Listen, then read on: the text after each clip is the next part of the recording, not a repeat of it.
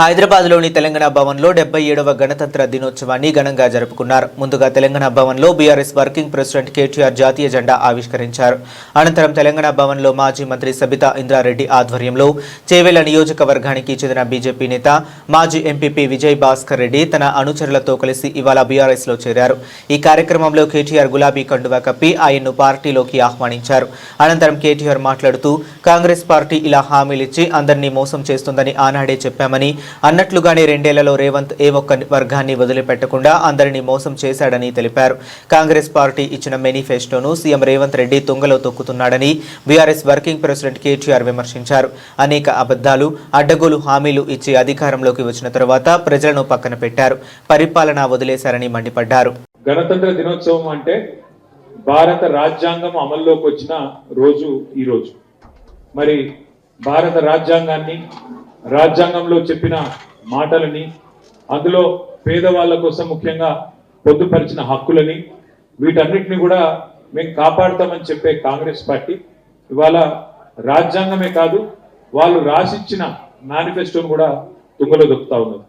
మీకు తెలుసు, ఎన్నికలకు ముందు కాంగ్రెస్ వాళ్ళు ఎన్ని అందమైన మాటలు చెప్పిండ్రు, ఎన్ని అందమైన అబద్ధాలు చెప్పిండ్రో మీకు తెలుసు.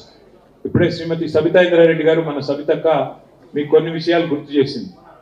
మీకు గుర్తుండాలి, ఆ రోజు రేవంత్ రెడ్డి గారు ఏమన్నారు, కేసీఆర్ గారు పెళ్లి చేసుకుంటే, ఆడపిల్ల పెళ్లి చేసుకుంటే ₹1,00,000 ఇస్తున్నాడు, ఆ ₹1,00,000 కూడా పెళ్ళైన 6 నెలలకు వస్తున్నది, మీరు నాకు అవకాశం ఇవ్వండి, నేను ఒక ₹1,00,000 కాదు మీదికెళ్ళి తులం బంగారం ఇస్తా, అది కూడా మీరు లగ్న పత్రిక పెట్టుకొని నా దగ్గరికి వస్తే అదే రోజు అప్పచెప్తా అన్నాడు.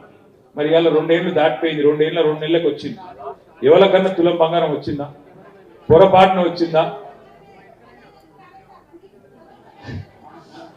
నేను ముందే చెప్పిన మీకు, రంగారెడ్డిలో ఏం చెప్పినా, వికారాబాద్లో చెవెళ్ళని కూడా తిరిగి ప్రచారం చేసిన నేను, మా అక్క.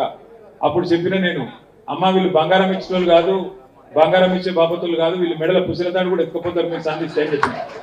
ఉన్నది ఎత్తుకపోయేటోళ్ళు తప్ప వీళ్ళు ఇయ్యరమ్మా అని చెప్పిన. సరే, కొంతమంది మోసపోయింది. వాస్తవం ఏంటంటే ఆశపడ్డారు.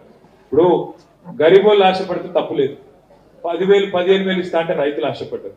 అట్లాగే మరి కేసీఆర్ గారు 200 2,000 చేసింది కదా, ఈయన 4,000 చేస్తా అంటుండని ముసలోళ్ళు కొంతమంది ఆశపడ్డారు.